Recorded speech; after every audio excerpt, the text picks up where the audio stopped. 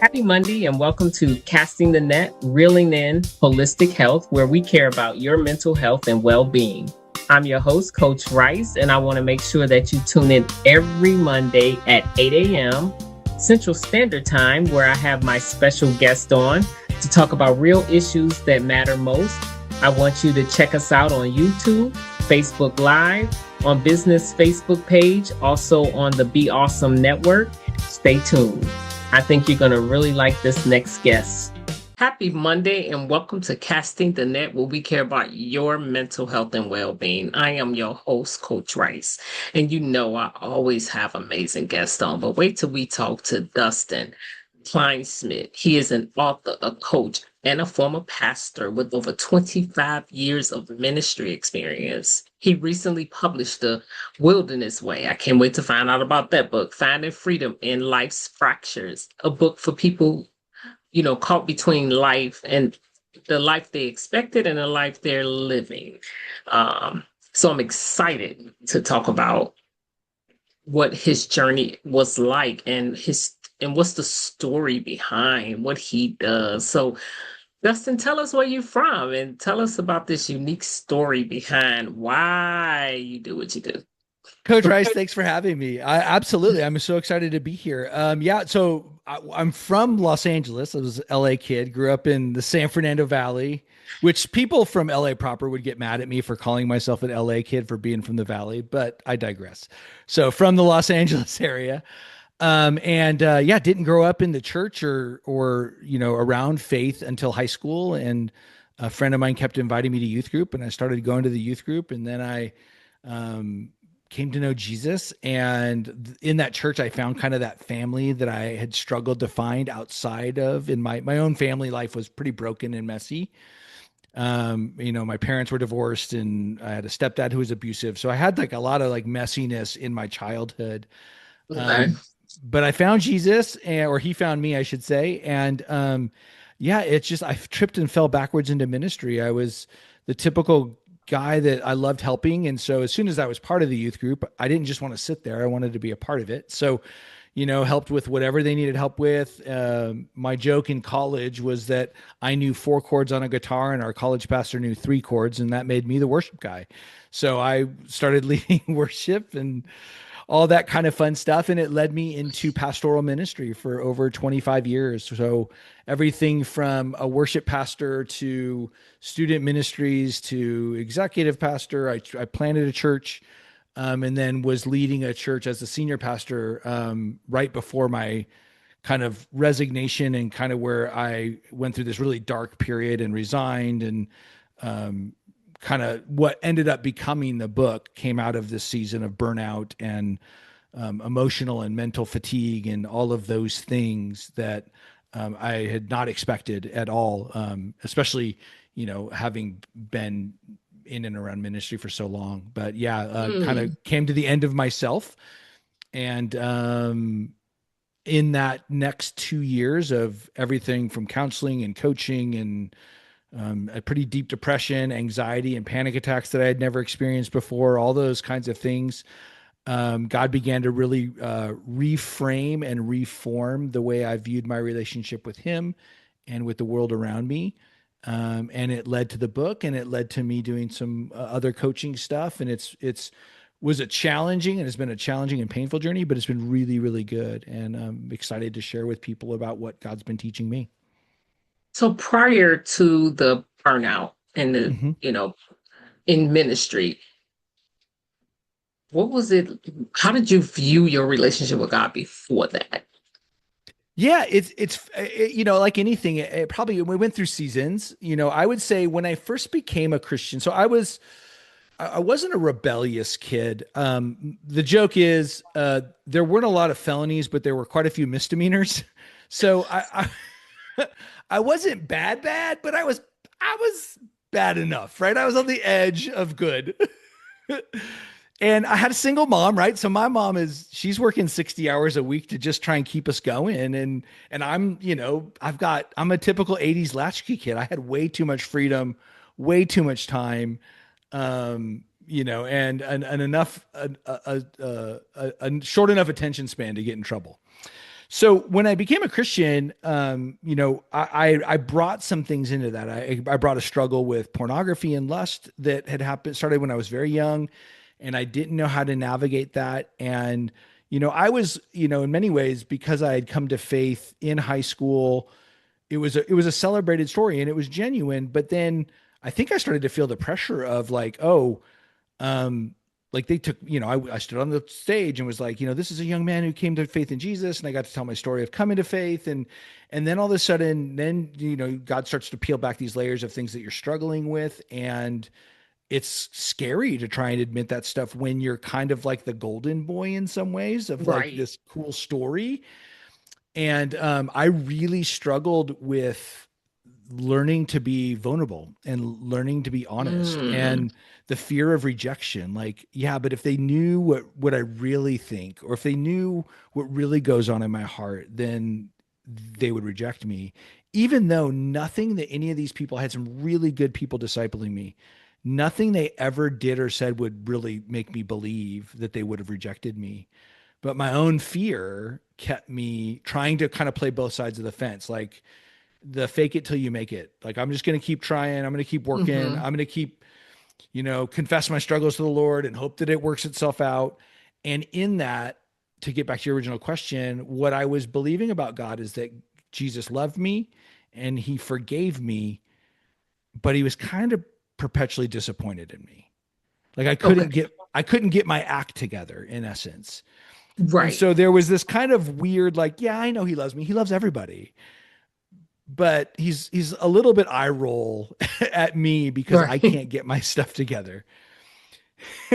And so it it took until I think college you to speaking to the choir. okay, good. It took until college to really start to shake that out and realize, oh no, Hmm. like God has the love of a father who sings over his children. And that isn't because I can perform. It's because he's decided that he loves me and he created me and he knit me together. And so that was a huge shift for me in my understanding of God, and really I think opened the door for me to be able to step into ministry and not at least have a fighting chance against the performative part of it. Like, I'm here to be like, I'm going to do great things for God. I'm going to, like, those narratives versus no, I'm a mess. And for whatever reason, God has seen fit to use me as a mess to help others who are messy. And I'm going to lead from that posture. I'm just going to love and I serve best I love can. that. I love that leading from that particular posture because now you move from performance to surrender. I love Yes. it. 100%. Right now, my favorite passage in the Bible is in 1 Corinthians 15, and it's where the Apostle Paul says, "By God's grace, I am what I am." And Mm. it's really the culmination of Paul's identity journey of Yes. being, the Pharisee among Pharisees, and as he would call the chief among sinners for persecuting the Christians. And yet, in all of that, he finds a way to land at, by God's grace, I am what I am. My story is my story, and the good and the bad, the hard and the blessings, like all of it, the burdens and the blessings, all of it together is what God is using to shape himself in me and to use me to help encourage others. So it's been a long journey of ebbs and flows of that. In ministry, you get to a point where you just are kind of perpetually pouring yourself out. Ministry can be quite a mistress in many ways of Mm. you like being needed, until you don't like being needed. You love it until you don't want it, and then you just don't want anyone to need you anymore. um and That's the mistress part of it, huh? yes, and there's this funny, like,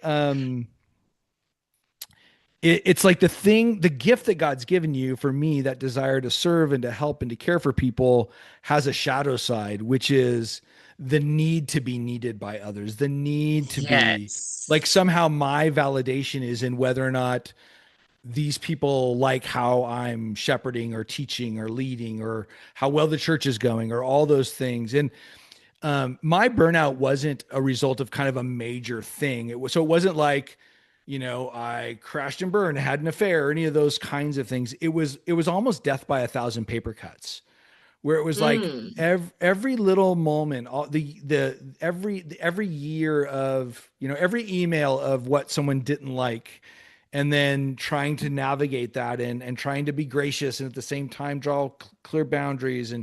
And it was in a slow erosion that brought me Yeah. to a place where, and I talk about it in the book, I was at an elder meeting, and some of our younger leaders in the church at the time basically crashed the meeting and were basically telling us how much they thought we were horrible leaders.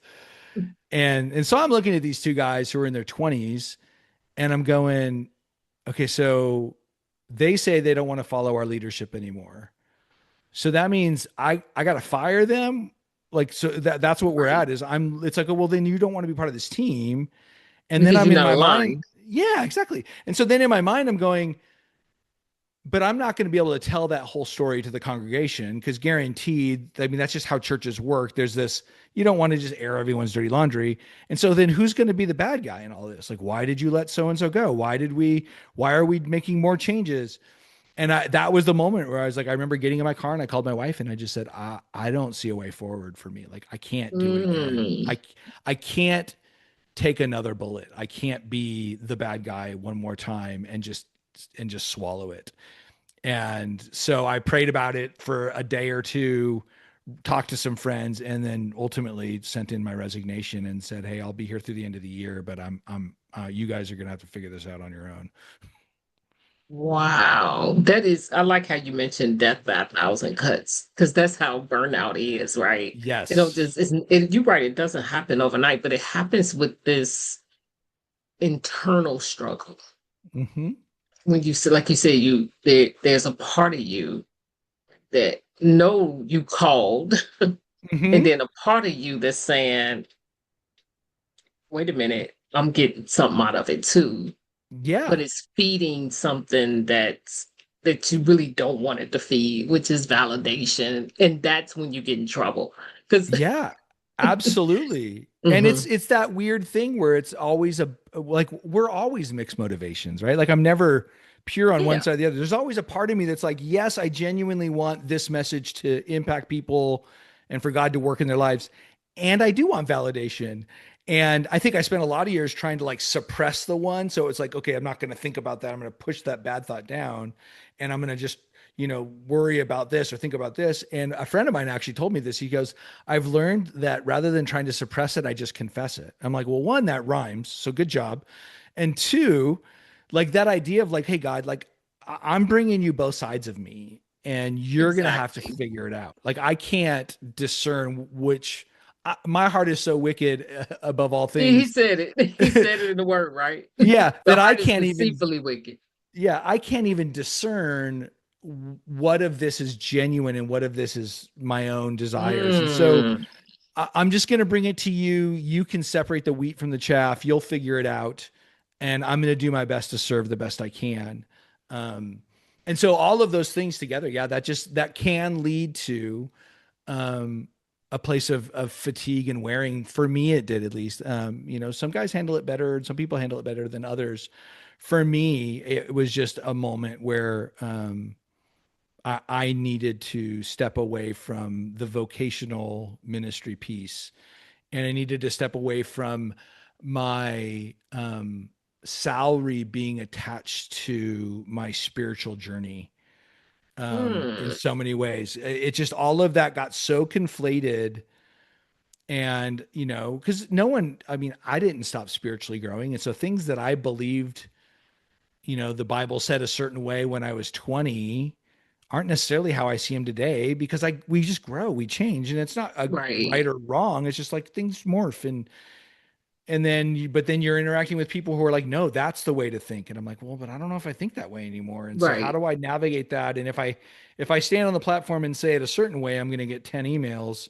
If I say it this way, I will only get one email.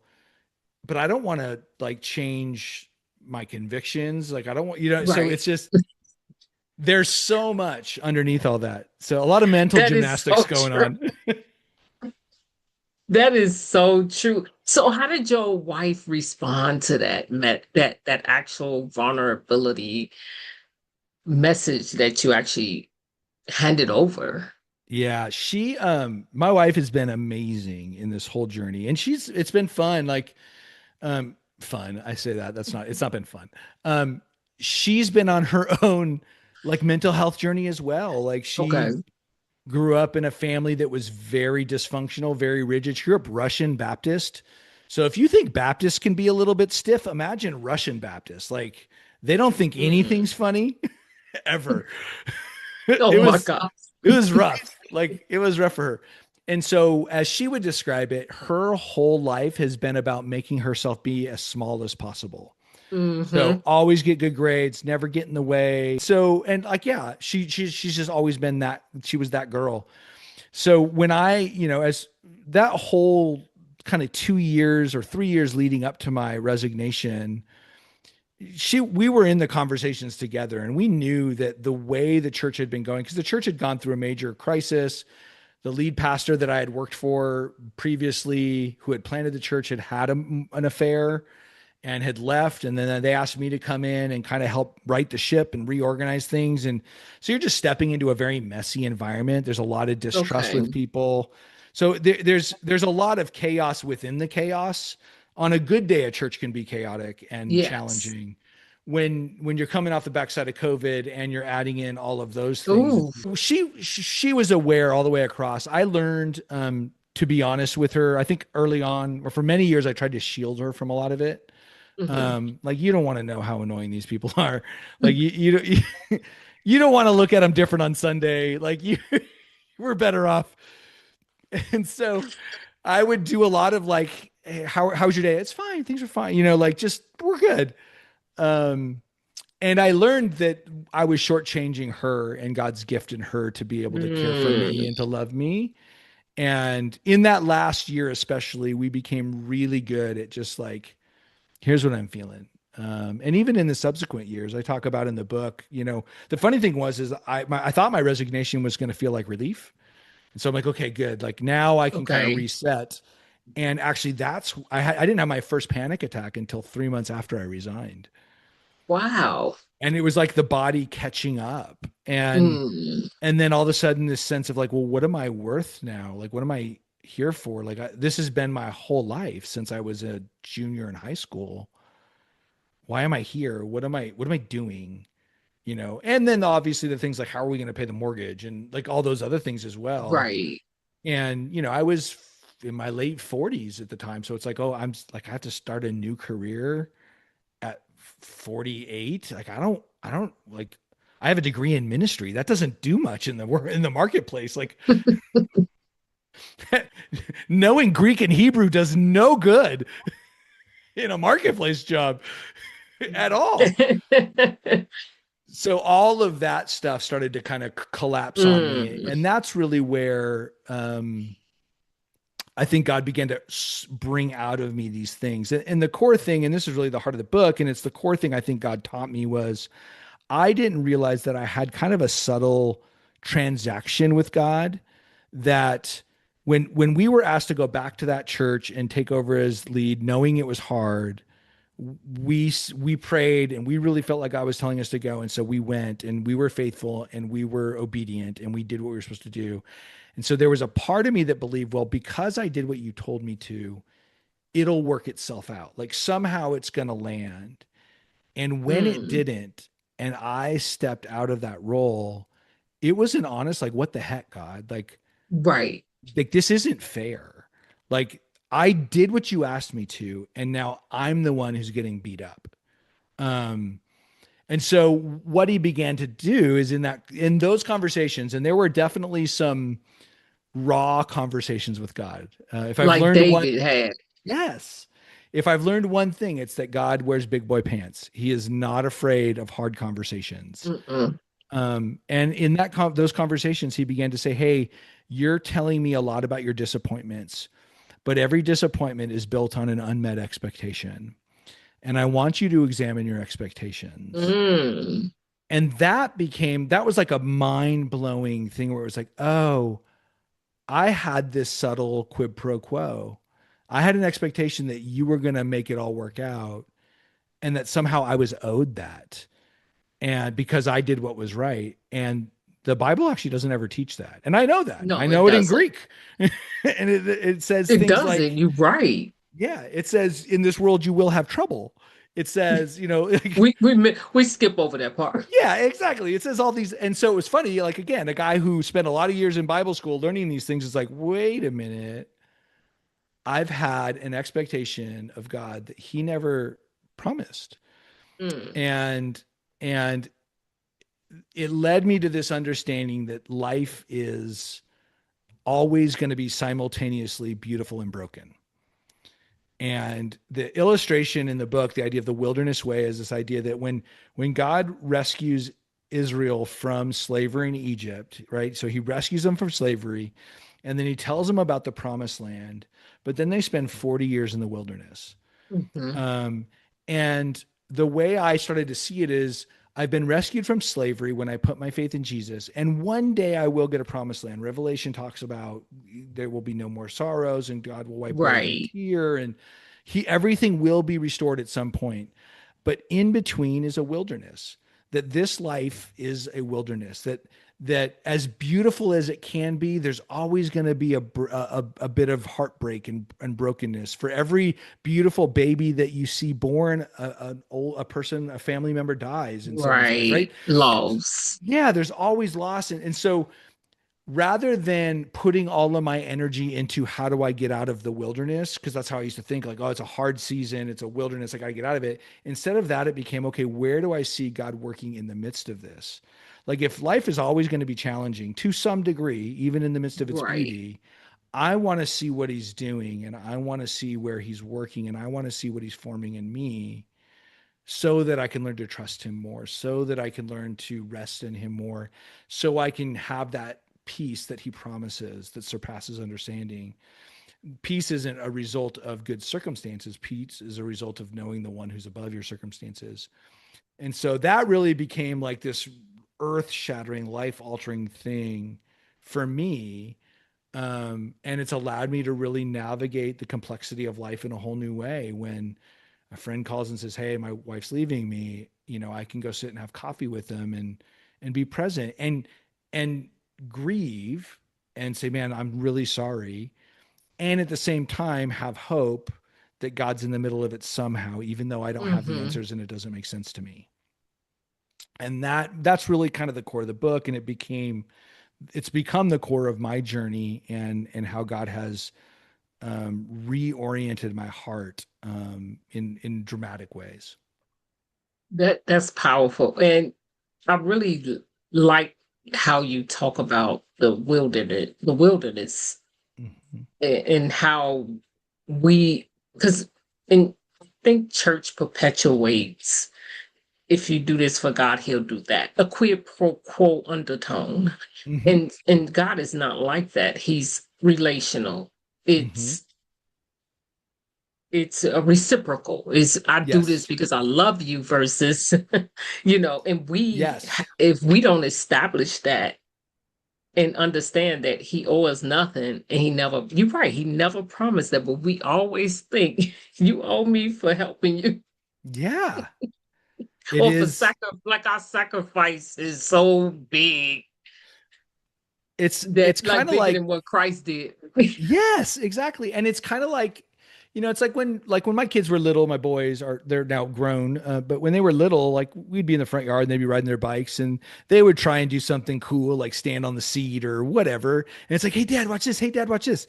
And as a parent, you're there going like, "Cool, man." Like, you're cheering them on. You're not actually impressed. Like, Right, at least I wasn't. I'm like, whatever. But I just delight in them delighting in me. And I think right. God has very much the same posture. God isn't, Wow. I don't think he's all that impressed with what we do for him. You know what I mean? He's like, "Ooh, Right. look at you. You wrote a book. Good job." Like I don't know that he's blown away, but he loves that I delight in him and that I'm like, "Hey God, like I want this. I want you to use my story to help others." And Yeah. he delights in that. But he's not impressed. I know we really do think he's impressed. Like seriously, we really do. Yes. So yeah, so it's been a really cool journey, and God has used it to totally reshape my life. And it's funny now that I mean, for the last 2 years, I haven't been in a paid vocational role, but in many ways, I've done more ministry than I ever did in the church because Mm, I'm not running a church anymore.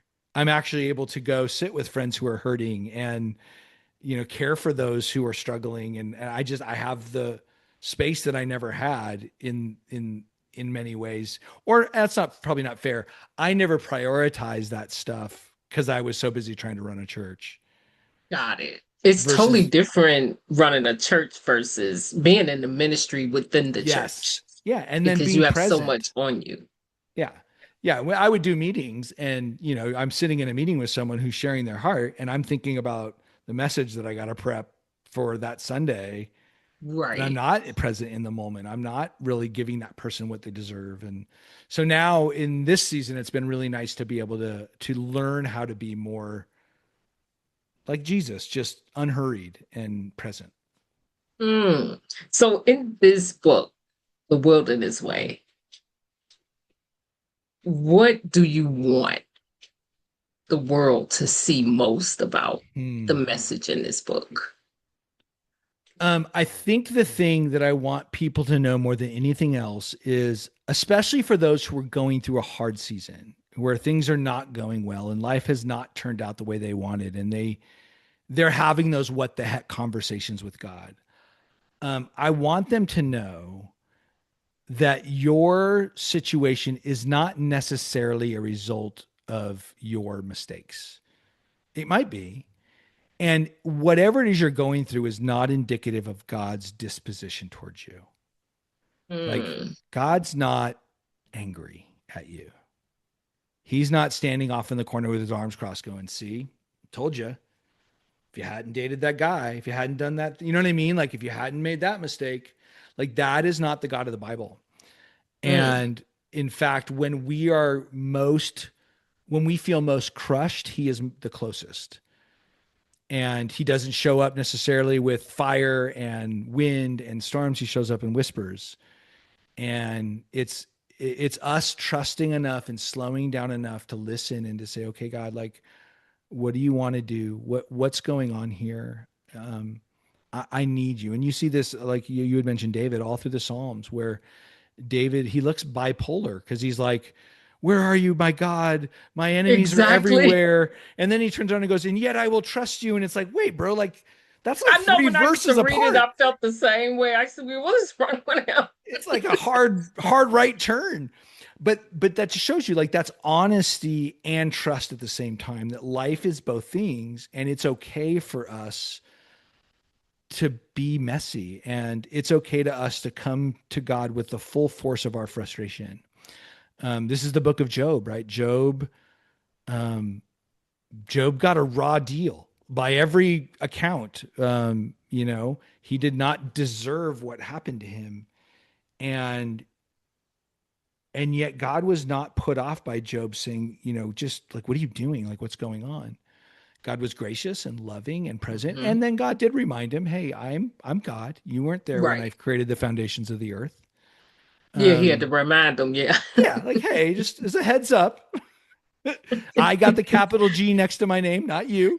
Right. And we all need that because our disposition is I think I'm a better God than God is. Like, that's whenever I complain, what I'm saying is you're doing a bad job. I could do a better job.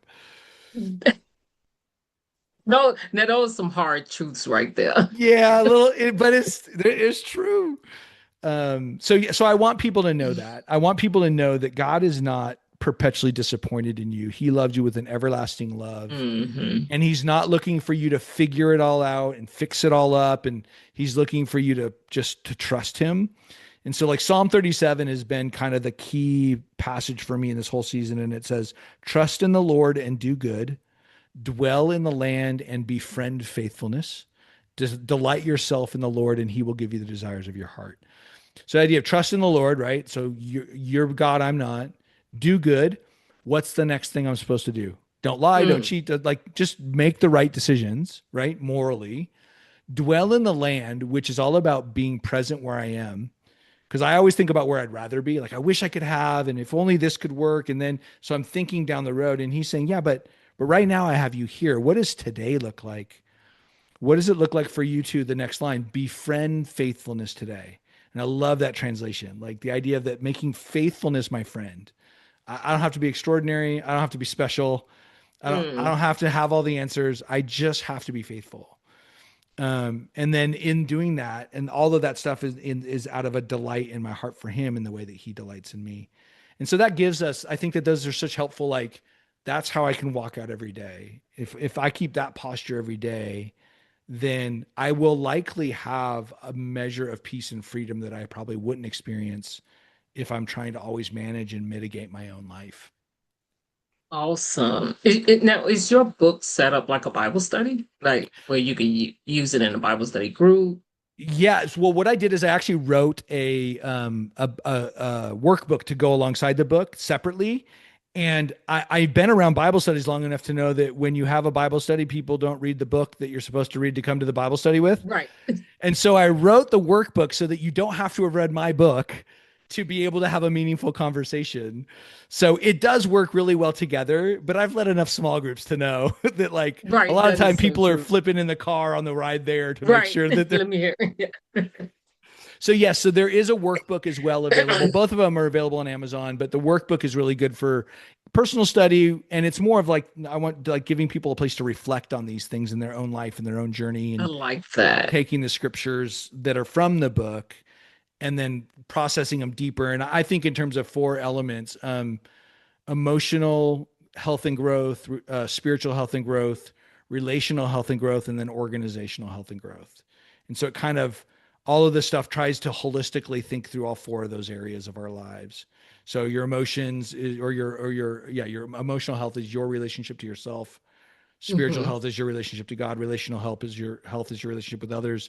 And organizational health is both how you order your world and then Yes. how you help others in ordering their world, whether that's at your Okay. workplace or your kids or whatever else. So, That's amazing. And so, we have a lot of ministry leaders out here, mhm. pastors, and they skilled at helping others, but they often neglect themselves. You Mhm. know, you've been through it. You saw the fruit of it. What advice would you give them? Mhm.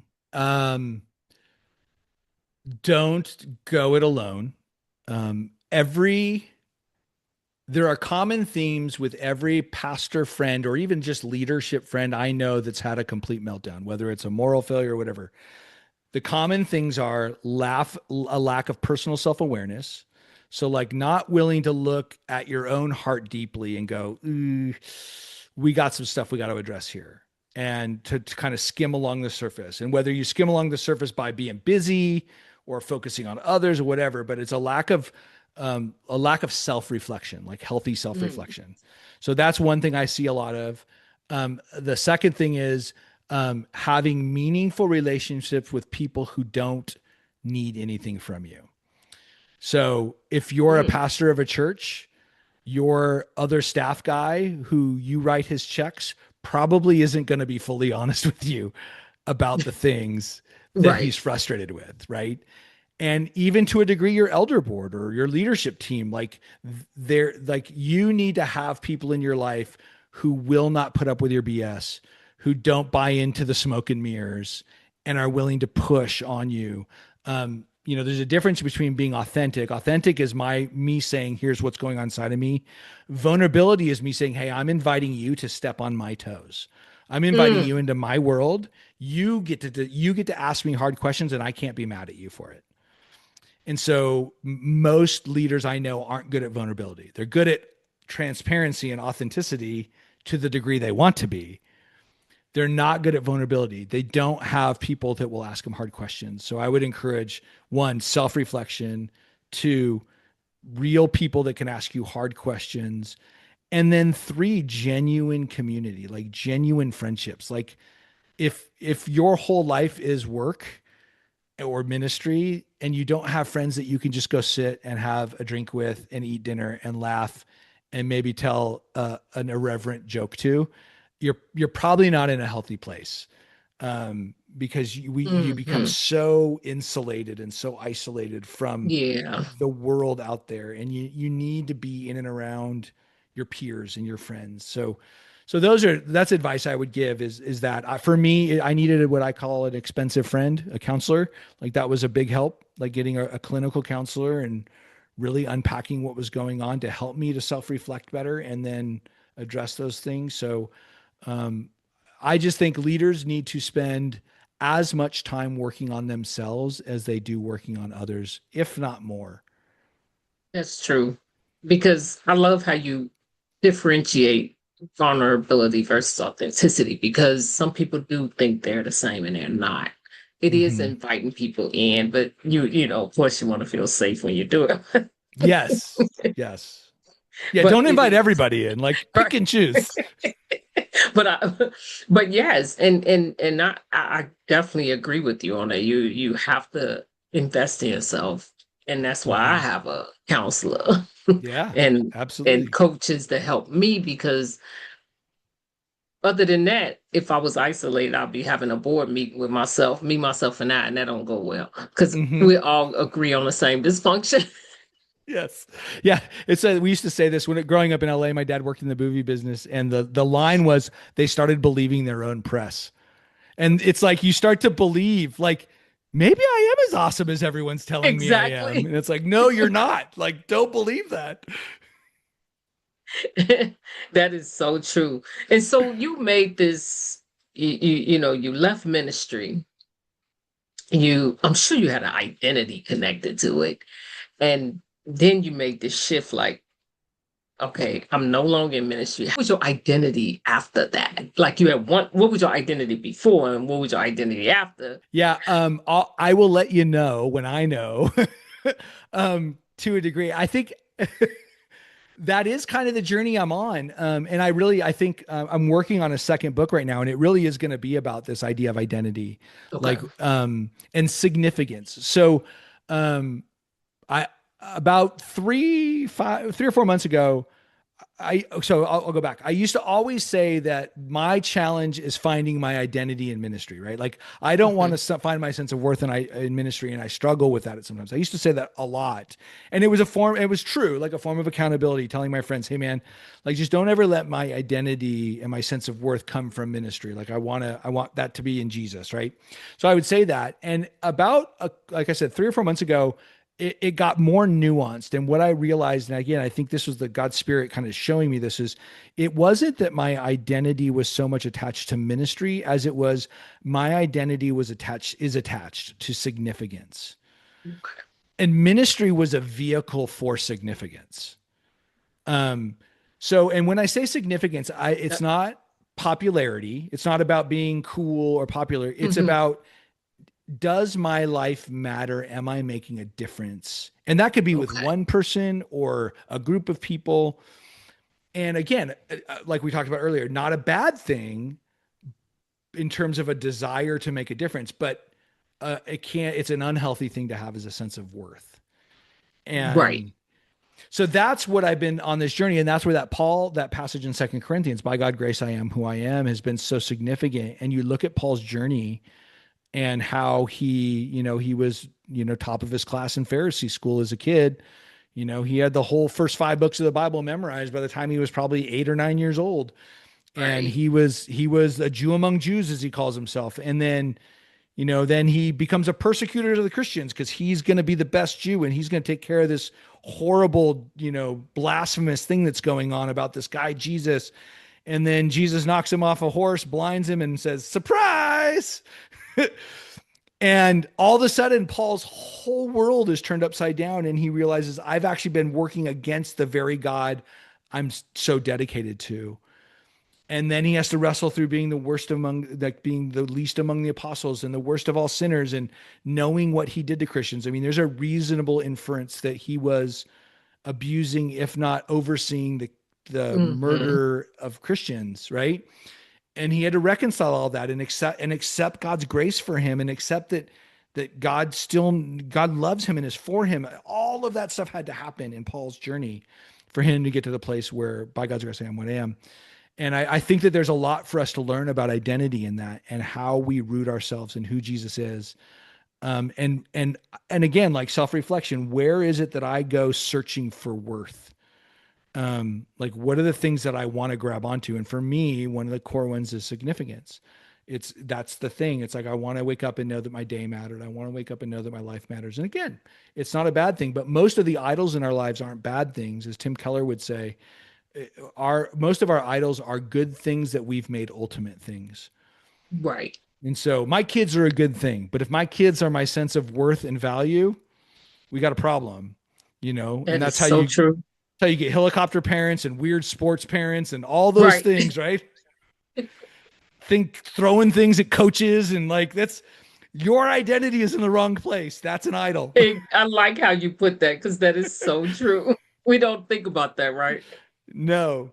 And that's what it is. And so, that's the journey I really think I'm on. I hope I'm closer to having a better understanding of my worth and being more settled in my identity in Christ, and that I don't like my role in the world doesn't impact that in any way, shape, or form. And I want healthy significance. I don't want unhealthy significance. Right. And so we'll see. I mean, that's similar to the first book. The way I write is just kind of like, I'm writing as a companion. Like, this is what I'm learning. And so let's just talk about it. I'm not an expert. I don't claim to be an expert in anything. I write the same way. The same way. This is what I've learned. Not to say that is one size fit all, but this is what I want to share with you. Yeah. I'm an expert in stupidity, but other than that, like, I'm not claiming anything. Oh, Dustin, you have really, really sparked you put so many things out here that awesome we can talk about forever, because these are the things that really truly are some of the highlights that church needs to have more of. Yes. It's not enough of that in church is in it really removes the judgy side of things and allow people to be human in that space. And we need more of that. That's why one of my questions was, do you have a Bible study? Because that would be huge to have that piece, because just the title alone is enough to take you to the reality of why we are on earth. And God did promise us wilderness, but he said he will be in it with us. Exactly. And so churches need more of that, to understand that we are human, we're not robots, and we are there to do a service to one another. Now, leadership we don't have to really need it. Yeah, and we don't have to pretend that we're okay when we're not. Just because the Bible says that one day everything is okay doesn't mean that today has to be okay. Like today can suck. And that's okay sometimes. Yeah. And I think that, like, it's actually the pastor of the church that we're part of now. He said this, he said, coming to God with those types of conversations is an act of faith. Like, faith is going, God, this stinks. I don't get it. I don't understand it. It doesn't feel fair. I'm not blaming God, but I'm saying this is where I'm at today. I'm not even saying I'm right. I'm just saying this is what I'm experiencing. And that I think God meets that. Yes, he does. Not with judgment. And that's what I think you're saying the church needs, is we need spaces for lament. We need spaces for honesty. Yes. We need to create environments where we're not just painting a good verse on it that looks good on a coffee mug, but we're able to sit in it and go, yeah, like, I'm sorry that you're going through this. I don't have an answer, but I'll sit here with you. You can cry on my shoulder, and that's okay. And I don't have to fix it. I don't have to try and solve it. I don't have to try and give you answers. I can just be present for you. If there's one message of hope that you can give the listeners to walk away with, what would it be? God is with you in the wilderness. Best day, worst day, God is still with you. I promise he's there. Yes, he is. Well, Dustin, thank you so much. I'm so grateful to have you. It And was, I would definitely have the link to your book and all of your information on how to reach out. If you, to the audience, if you're in a season, whether you're a leader or you're a leader in your home anyway, but no matter what season you are in your life and you feeling this sense of, burnout or sense of exhaustion, or you feel like God, oh me, I would say definitely, you have a book to look into so you can get the reality and the truth, because the truth will set you free. And mhm. from the conversation that we had, I probably can ensure that he has written a book of truth, and what he's been through can surely help you. So reach out to him if you need help in that area. And if you know someone who is struggling in that area, please do share and comment on the video. We would love to hear what you have to say. And Yes. we want to help you. This is Dustin's area. He can help you in this area. So don't suffer in silence. Reach out, check out the Mhm. book. If you want to do it as a Bible study, because men really need books like this, because they don't have a Mhm. space to Yep. be able to be who they are without judging. And so please do reach out. And just, Dustin, thank you for coming on, sharing your wisdom. And to everyone, have an amazing Monday. It's your time to shine. Your journey's a chart. Coach Rice wisdom.